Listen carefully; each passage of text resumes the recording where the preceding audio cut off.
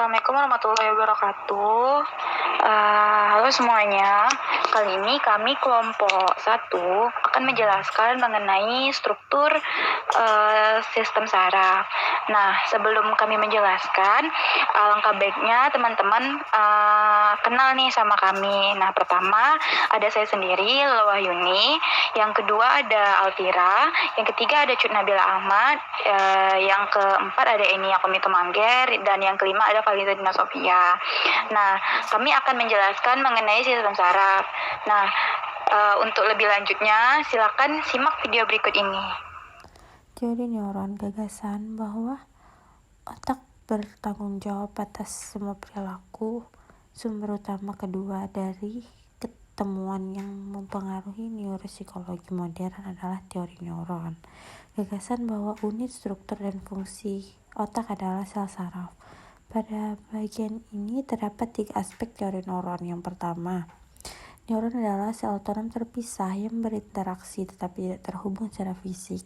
Yang kedua, neuron mengirimkan sinyal listrik yang memiliki dasar kimia.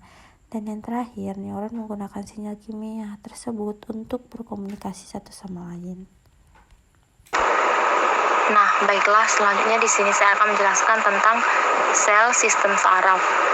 Sistem saraf terdiri dari 2 kelas sel, yaitu ada neuron dan glia, yang dari kata Yunani untuk lem. Neuron menghasilkan perilaku kita dan memediasi plastisitas otak, memungkinkan kita untuk belajar dan beradaptasi.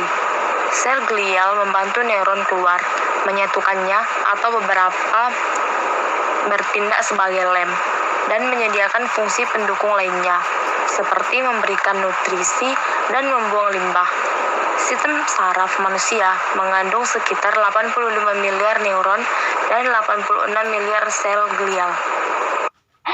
Nah, menurut gambar tersebut, ada beberapa jenis sel. Yang pertama itu ada dendrit, badan sel, dan akson.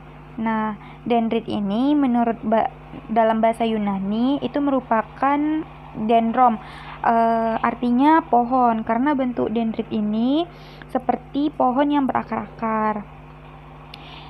Nah, dendrit ini tugasnya itu untuk menerima suatu pesan yang diteruskan dari neuron ke neuron lainnya yang dipancarkan melintas sinapsi atau sambungan antara kenop ujung akson dan membran neuron lainnya.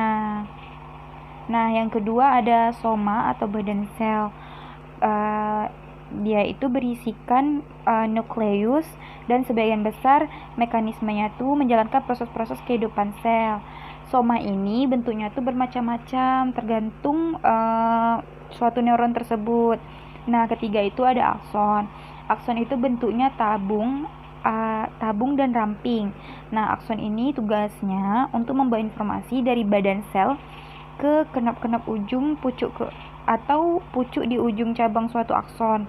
Nah, setelah penjelasan saya tadi, terbayang bahwa miliaran sel atau banyak dengan ekstensi yang panjang dan kompleks dapat menghasilkan perilaku dan tugas-tugas yang ditimbulkan atau dipancarkan oleh manusia. Selanjutnya, jenis yang paling umum ditemukan pada sistem saraf pusat disebut neuron multipolar.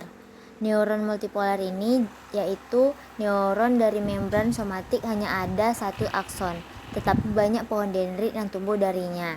Kemudian neuron bipolar, di mana memiliki 1 akson dan 1 pohon dendrit pada ujung yang berseberangan dengan soma. Neuron-neuron bipolar biasanya bersifat sensoris, dengan kata lain, dendrit mendeteksi peristiwa-peristiwa yang terjadi di lingkungan dan menyampaikan pesan informasi mengenai peristiwa-peristiwa ini ke sistem saraf pusat. Kemudian ada neuron unipolar, cabangnya hanya 1 yang menjulur menjauhi soma dan membelah menjadi 2 cabang. Dengan 1 cabang menerima informasi indrawi, sementara yang 1 lagi mengirimkan informasi ke sistem saraf pusat. Kemudian berikut ini adalah bagian-bagian utama pada neuron multipolar. Selanjutnya, pada slide selanjutnya ada neuron bipolar dan neuron unipolar. Kemudian saya akan menjelaskan tentang neuron unipolar, bipolar, dan multipolar. Neuron unipolar adalah neuron yang memiliki satu juluran dari badan sel yang bercabang menjadi dendrit dan akson. Contoh dari saraf unipolar ini adalah neuron yang ada pada embrio dan fotoreseptor pada mata. Kemudian neuron pada bipolar. Kemudian neuron bipolar, di mana neuron ini memiliki dua jaluran dari badan selnya menjadi dendrit dan akson.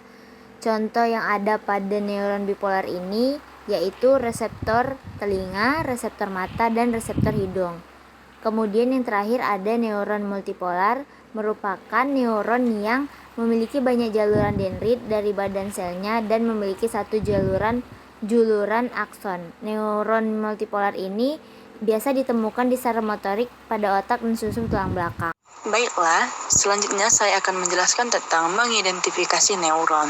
Wawasan tentang bagaimana neuron bekerja dimulai pada abad ke-18 dengan penemuan fisikawan Italia Luigi Galvani pada tahun 1737 sampai 1798 bahwa stimulasi listrik yang disampaikan oleh kabel ke saraf kata menyebabkan kontraksi pada otot.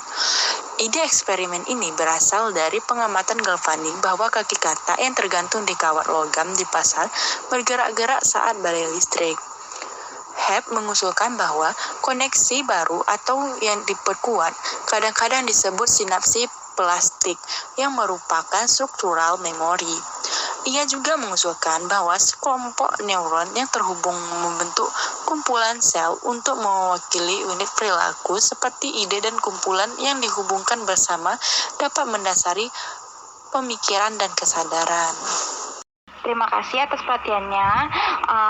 Sebelumnya, jika teman-teman kurang paham atau ada yang kurang jelas, teman-teman boleh memberikan pertanyaan kepada kami dengan menulis di kolom komentar. Nah, sekian dari kelompok kami. Lebih dan kurang kami mohon maaf. Assalamualaikum warahmatullahi wabarakatuh. Terima kasih atas perhatian.